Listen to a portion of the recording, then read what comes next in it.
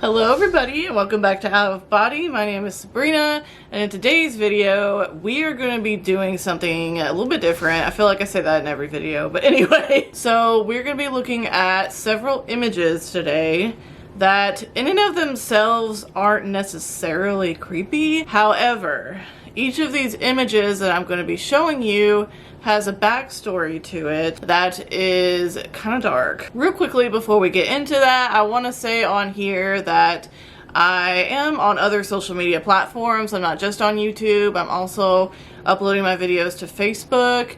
And on my Facebook page, I also daily post funny memes. So in case you're interested in that, and I'm pretty active on Twitter as well. So I just want to put that out there in case any of you guys are on those platforms. Okay, so this first photo is like just a normal kind of old Victorian photo of maybe a mother and her daughter. There is something about this photo that is not quite as it seems.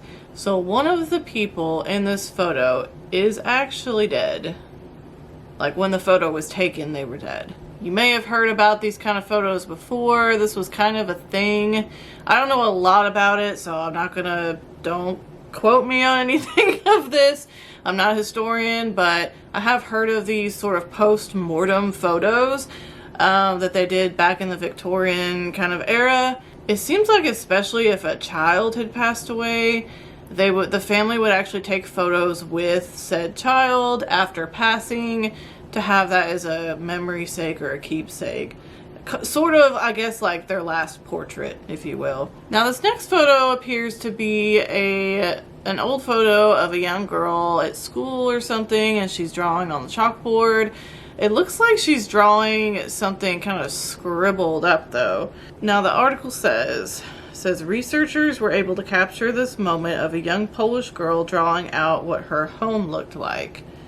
Unfortunately, the girl had grown up in a World War II concentration camp, and the drawing displays the ways in which her time in the camp unwound her sense of self.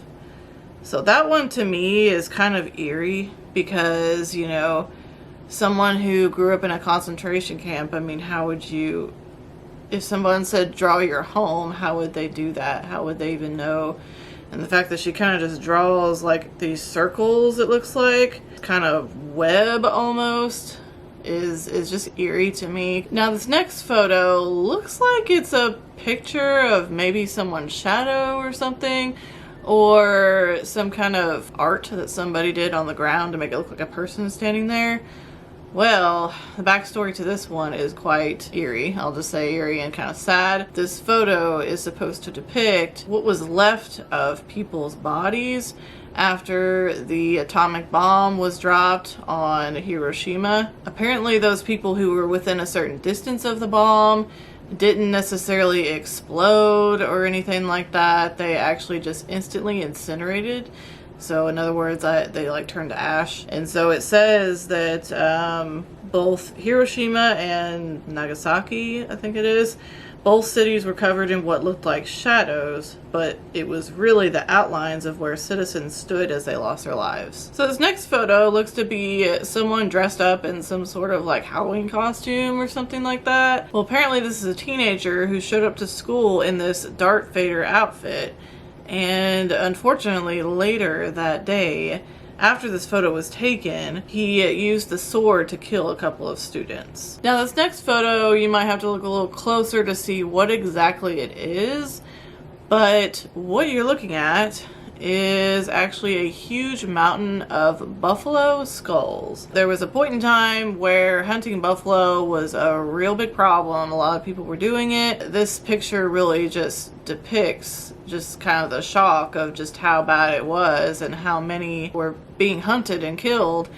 And there's just a person on top of a mountain of skulls. Like, that's just insane to me. Now this photo I have seen before, I believe, because I've done a lot of research on the Holocaust and World War II. I actually have traveled to Germany, Poland, and Austria previously on a school trip to visit different concentration camps and learn about the Holocaust. This photo I'm pretty sure I saw in one of the museums there. It's a picture of the moment when some German soldiers that did not know what was going on, or allegedly did not know that the Holocaust was happening. They didn't know that people were being tortured and imprisoned and killed and all of those things. This picture was taken during the time in which a video or some sort of movie was shown to them. They showed these soldiers, these German soldiers, what was really going on in their country and at the hands of their, leader. And of course, as you can see, if you look closely, you can see that several of them are crying. They look sad. They got their head in their hands. They're just in shock. They can't believe what is actually going on. Now this next photo looks to be just kind of a normal, maybe impromptu picture taken of someone when they weren't expecting it. Well, it definitely has a much, much darker reality. The picture is of Regina K. Walters and is taken before she is unfortunately killed by a serial killer named Robert Rhodes. Now this one is a personal favorite of mine. I have seen this before. This is another Nazi Germany related one. This is actually a picture, and I'm going to try not to butcher the name. The picture is of a Nazi who was very well known at the time. His name is Joseph Goebbels. Now in this photo you can see that he looks very angry. Well, there's a reason why he looks angry, because at the time this photo was taken was the moment where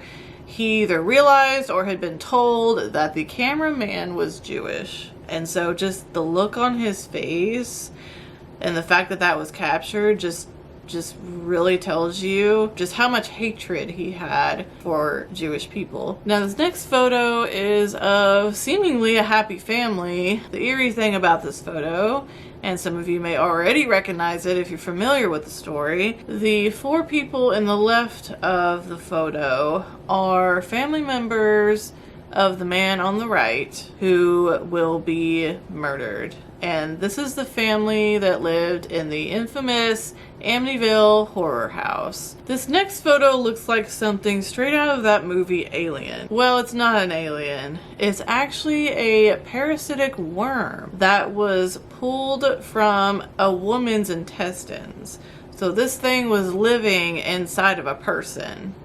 Can you even imagine? All I can say is, ouch. Now in this next photo, if you look at it at first glance, it just looks like kind of a foggy photo of some people on a bridge. Look closely to the right of the bridge and a little bit below it. What do you see? Unfortunately, as this photo was taken, and it was not taken with the intention of capturing what this is, it was actually a reporter just taking some photos of the air pollution. So that's not fog necessarily, it's supposed to be air pollution, and he just happened to take the picture at just the right moment when unfortunately someone had plunged to their death. And apparently moments later a woman plunged to her death as well. Bodies were never found, but their belongings were found later. Now this next photo, before I show it, I'll just go ahead and say, in case it's triggering for some people, that it's not real. The people that are in the image are not actually real people, they're wax figures.